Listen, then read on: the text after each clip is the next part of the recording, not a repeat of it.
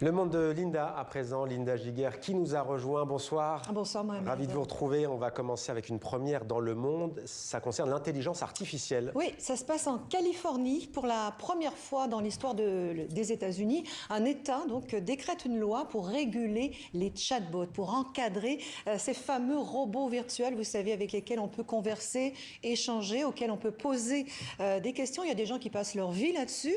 Et il arrive, Mohamed, que l'outil technologique se transforme en compagnon de vie, en confident et même en conseiller personnel. Et ce, Linda, pour le meilleur comme pour le pire, parfois ça tourne très mal, ça vire même à la tragédie. Oui, aux États-Unis, après le suicide de son adolescent, il y a une mère de famille qui a porté plainte contre un robot qu'elle accuse d'avoir incité son fils,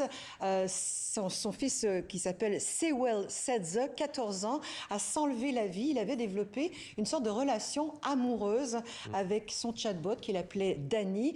Je t'aime, lui avait-il déclaré. Je t'aime aussi, avait répondu le robot. Et ce soir-là, Sewell se tirait une balle dans la tête. Est-ce que c'est un drame isolé, Linda, ou est-ce qu'il y a d'autres cas semblables?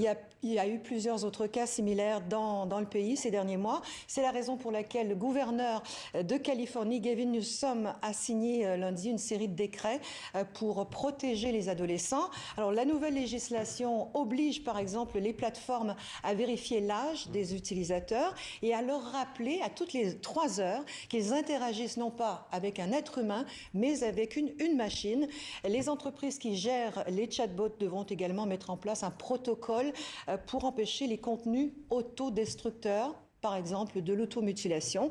Ils devront enfin, en cas d'idée suicidaire, orienter les utilisateurs vers des services d'urgence. Plusieurs mesures concrètes, Linda, malgré l'opposition de la Maison-Blanche. Oui, Donald Trump a toujours refusé que les États légifèrent individuellement dans ce domaine. Nous avons, dit-il, besoin d'une norme fédérale.